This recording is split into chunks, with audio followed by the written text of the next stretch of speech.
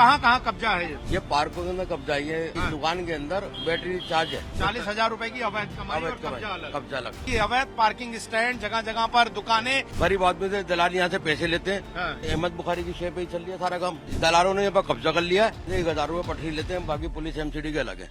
दिल्ली की heritage property और दिल्ली की पहचान जामा मस्जिद के आसपास के इलाकों में अतिक्रमण की शिकायतों को लेकर कल दिल्ली हाईकोर्ट में सुनवाई हुई।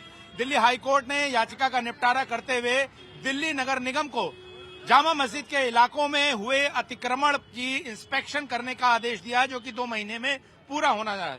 लेकिन आज टाइम्स नाउ भारत आपको जामा मस्जिद के इस पूरे इलाके में यहाँ के पार्कों, यहाँ की गलियों और यहाँ के तमाम ऐतिहासिक जगहों पर हुए तमाम अतिक्रमण और कब्जे की रिपोर्ट जो है कि करके दिखाएगा कि कैसे यहाँ पर सरकारी जमीन पर कब्जा करके न सिर्फ दुकानें चलाई जा रही हैं, बल्कि देश के पहले शिक्षा मंत्री मौलाना आजाद की मजार तक को नहीं छोड़ा गया, जहाँ पर कब्जा करके फिलहाल दुकानें चलाई जा रही हैं। तो इसके बाद एक एक करके हम आपको इस पूरे इलाके के अतिक्रमण की रिपोर्ट दिखाएंगे, जिस पर हाईकोर्ट ने इंस्पेक्शन का आदेश दिया है।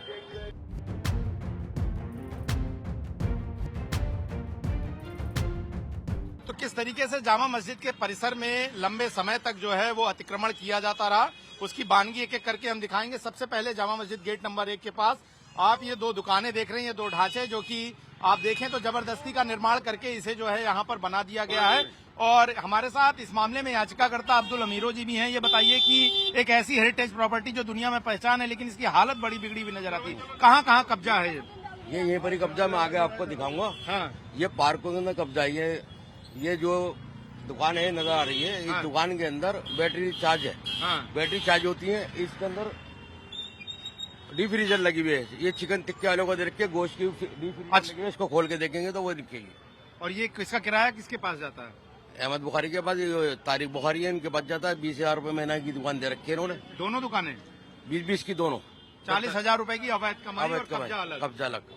आगे चलिए मैं दिखाता हूँ आपको। आगे भी हम आपको इसी की तरह तस्वीर जो है अब्दुल अमीरो जी के साथ जो है, जो कि याचिका करता है, उनके साथ एक एक करके दिखाएंगे कि कैसे यहाँ पर तमाम शिकायतों के बावजूद नगर निगम और तमाम प्रशासन का जो बुलडोजर है वो नहीं बढ़ा और उसने यहाँ पर इस तरह के अतिक्रमण पर कोई कार्रवाई नहीं की। और आप जो तस्वीर देख रहे हैं यहाँ पर देखिए, अवैध पार्किंग स्टैंड, जगह जगह पर दुकानें, ये पार्किंग स्टैंड जो है, हाँ ये पार्किंग स्टैंड आप देख रहे हैं। इस तरह से बहुत जगहों पर यहाँ गाड़ियां खड़ी हुई आपको नजर आ जाएंगी और इसी तरह का कब्जा जो है आपको आगे भी नजर आएगा। और हम आगे भी आपको इस तरह की तस्वीरों जो है एक एक करके इस जामा मस्जिद के पूरे परिसर के पास के दिखाएंगे।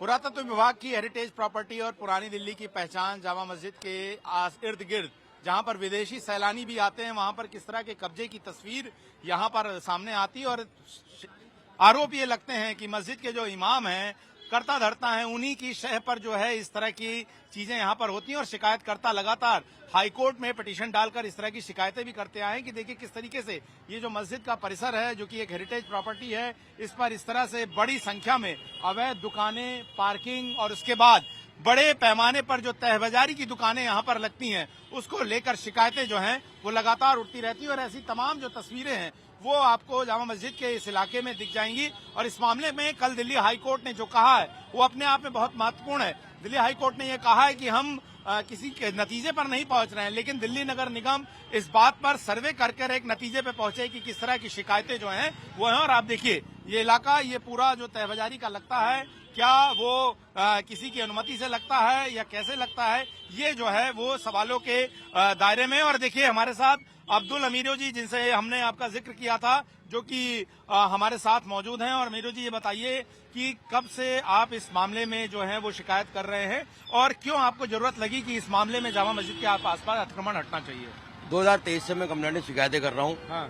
मैंने बार बार रिक्वेस्ट करी है, बार बार वीडियो बनाई है, बार बार कहा है यहाँ से पटिया डालो और लगा रहे हो तो सिस्टम से लगा लो।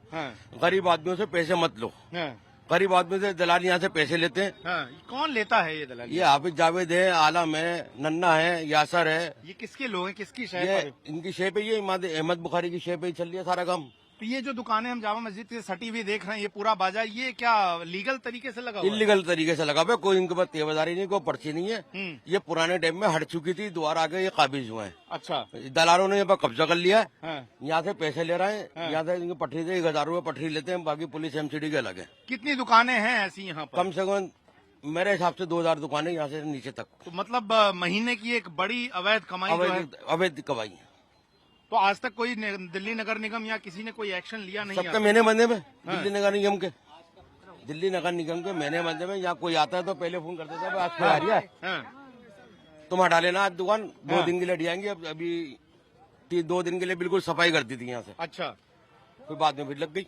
तो आपको बता दें कि याचिकाकर्ता जो इस मामले में दिल्ली हाई कोर्ट में हैं, अब्दुल अमीर जी, वो खुद कह रहे हैं कि ऐसी तकरीबन 2000 दुकानें जो कि तहबाजारी के तहत लगती हैं, ना इनकी कोई पर्ची है, ना इनके लिए कोई अनुमति है, और उन्होंने कुछ नामों का जिक्र किया है जो कि कुछ लोगों की शय पर जो है लगातार यहाँ पर वसूली करते हैं। 1-1 हजार रुपए जो है वो दुकानदारों से वसूले जाते हैं। और जामा मस्जिद का अगर आप हालात देखें तो अगर विदेशी सैलानी यहाँ पर पहुंचे और देखें कि इस तरह से एक एएसआई की हेरिटेज प्रॉपर्टी पर किस तरीके से चारों तरफ अवैध अतिक्रमण करके, इस तरह से कब्जेदारी करके इसके न सिर्फ स्वरूप को बिगाड़ा जा रहा है बल्कि इस इलाके की सुंदरता को भी खत्म किया गया है। तो फिलहाल ऐसे कई और अवैध अतिक्रमण हम आपको जामा मस्जिद के इस चारों तरफ के इलाके में दिखाएंगे कि किस तरीके से ये पूरा इलाका जो है वो जंजाल बना हुआ है और अवैध अतिक्रमण से पटा पड़ा हुआ है।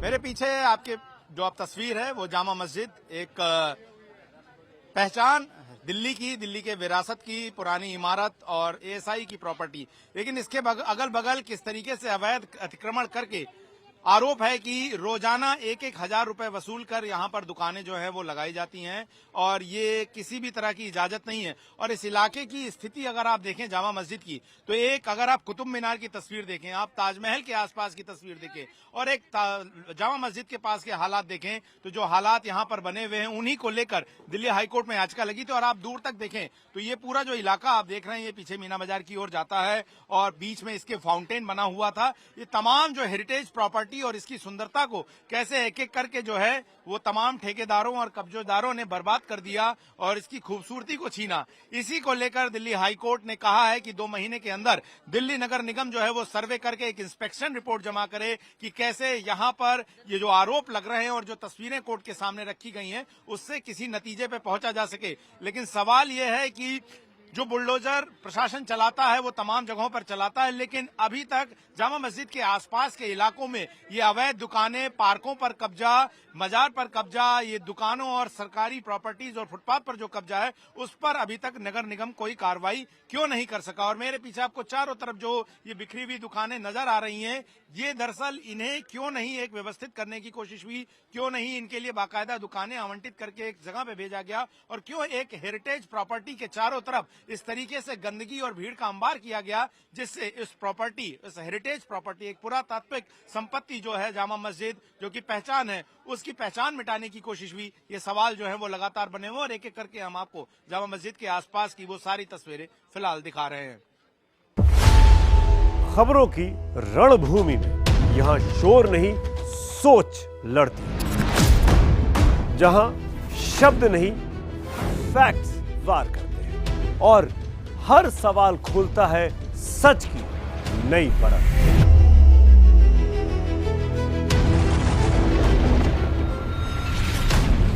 चक्रव्यूह आपके अपने सुमित अवस्थी के साथ सोमवार से शुक्रवार शाम 6:57 पर टाइम्स नाउ नव भारत पर।